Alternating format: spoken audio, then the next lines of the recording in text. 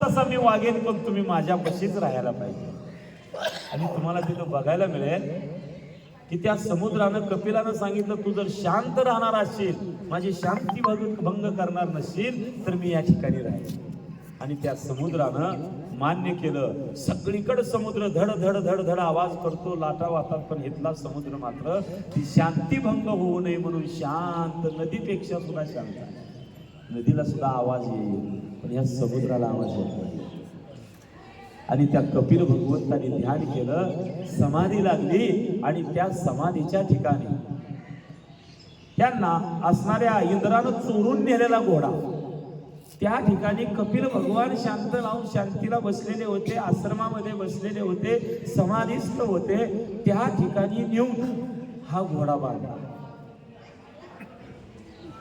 कारण इंद्र अशा खोड्या करायचा, कारण हे राजकारण लोक काय करतील याचा पता नाहीये. आपली पद, आपली गादी, आपलं जागा टिकवायसाठी ते कोणाचा बी पट्टा पाडतात. आणि इंद्रानं ते घोडा चोरलाय, पण आरोप आपल्याकडे आला नाही पाहिजे. लंका जाळून मारुती शाबित, अशा पद्धतीनं तो घोडा चोरला आणि कपिल भगवंताच्या आश्रमामध्ये बांधला, निघून गेला. आणि त्याच वेळी सगर राजाची जी 1000 पोरं होती, त्या 1000 मुलांनी त्या घोडा सोडायला गेली तर बघता तर घोडा गायब. आणि त्या घोड्याला शोधण्यासाठी धावू लागली, धावाधाव सुरू झाली. आणि त्याच वेळी असं झालं, घोडा कुठे गेला आजचा मुहूर्त कळेल, घोडा कुठे गेला आजचा मुहूर्त कळेल म्हणून धावधाव सुरू झाली त्यांची. आणि त्या धावाधावीमध्ये पुढं असं झालं, घोडा शोधता शोधता त्या कपिल भगवंताच्या आश्रमापर्यंत पोहोचले. त्या घोड्याच्या पाऊल खुणा, आणि त्या पाऊल खुणा आश्रमापर्यंत गेल्या तर पुढं काही दिसत नाहीये. मग त्या आश्रमामध्ये गेले, बघितलं तर तिथं घोडा सापडला. आणि घोडा सापडल्यावर त्या कपिल भगवंताला ती शिव्या देऊ लागली, आमचा घोडा चोरून आणलाय आणि इथं डोळं झाकून बसलाय, तू खोटारडा आहे, ऋषी मुनी काही नाहीये, तुम्ही खोटे आहात, असं तसं वेडं वाकडं बोलायला लागली. हे ध्यानस्थ होते, समाधिस्थ होते. आणि पुन्हा या 1000 पोरं तिथे एकदम गेलेली, त्यांना तो राग सहन झाला नाही, आमचा यश तुम्ही घेतलं होऊ नये, आणि म्हणून तुम्ही अशा पद्धतीचं वागला, म्हणून त्या ठिकाणी शिव्या देऊ लागली, तशा पद्धतीनं वागू लागली. आणि तेवढ्यामध्ये पुढं असं झालं की कपिल भगवंताचं ध्यान भंग झालं, डोळे उघडले. आणि डोळे उघडून त्या मुलांकडे नुसतं बघितलं, त्या सगर राजाच्या 1000 पोरांकडे, तर त्या डोळ्यातनं बाहेर पडलेलं तेज, त्या तेजानं धरा धरा धरा धरा ते पेटली आणि जळून भस्म झाली, चिताभस्म संपून गेली 1000 पोरं. आणि त्यावेळी ती बातमी त्या सगर राजाला कळाली की आपली पोरं भस्म झाली ती. आणि अशा अवस्थेत भस्म झाली का त्यांना पिशाच योनी प्राप्त होते, मोक्ष मिळत नाही, मुक्ती मिळत नाही, ते अशीच भटकत राहतात. आणि म्हणून सगर राजा गेला, कपिल भगवंताला शरण गेला आणि म्हणतो, महाराज माफ करा, माझ्या पोरांची चूक झाली, आता ते संपलेत म्हणून मी नाही आलो, पण त्यांना मोक्ष तरी मिळावा ही माझी अपेक्षा, जिवंत करा मी म्हणणार नाही.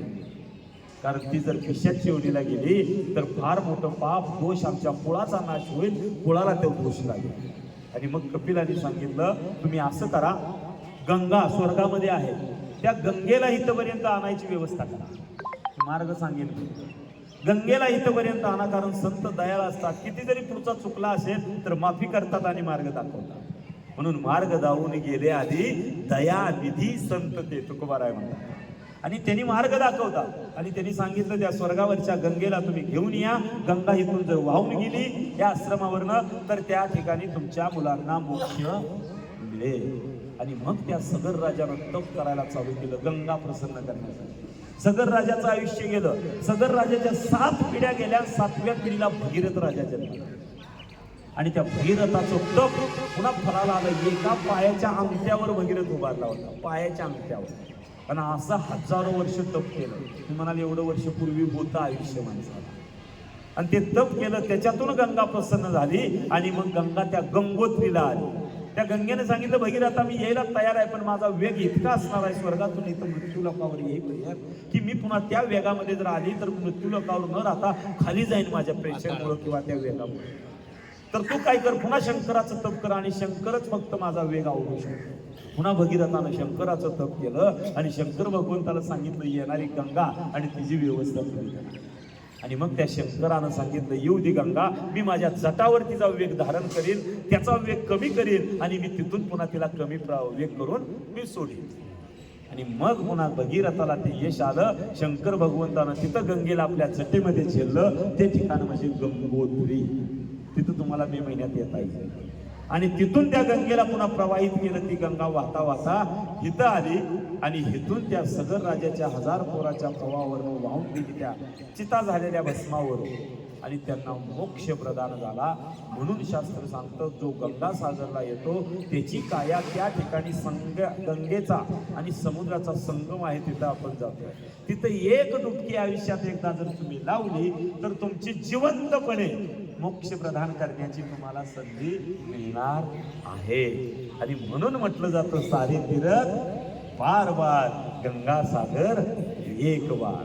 म्हणून इथं आंघोळ करायला मी का सांगितलं नाही की ती आंघोळ तुम्हाला महत्वाची आहे.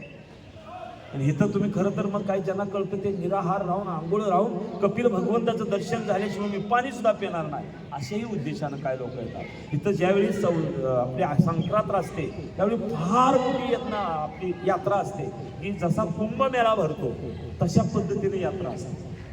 पूर्वी काय व्हायचं, संक्रांतीच्या आदल्या दिवशी समुद्र पाठीमागं सरायचा, त्या कपिल भगवंताचा आश्रम उघडावायचा, ते मंदिर दिसायचं.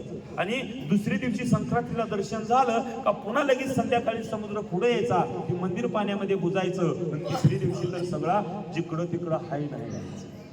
त्याही यात्रा आम्ही केली. त्यावेळी आम्ही सुद्धा चिखलातून त्या मंदिरापर्यंत जायचं. त्यावेळी हजारो वर्षाच्या ऋषी मी स्वतः बघितले. ते वय कसं ओळखायचं, त्यांच्या जटा अशा गोळा करून टाकायच्या, अशी कणगीसारखी उंच तयार कणगी होणार आणि त्याच कणगीला जटेला टेकून बसणार. त्या जटावरनं त्यांचं आयुष्य ओळखलं जायचं. हजारो वर्षाचे ऋषी मग कुठून येतात आणि कुठं जातात हे अजूनही कुणाला कळलं नाही. कारण आता आपल्याला जाताना तुम्हाला कळेल तिथपर्यंत पोचायला किती त्रास होतो. आणि हे मात्र कशा पद्धतीनं जातात, येत होते ते ऋषी.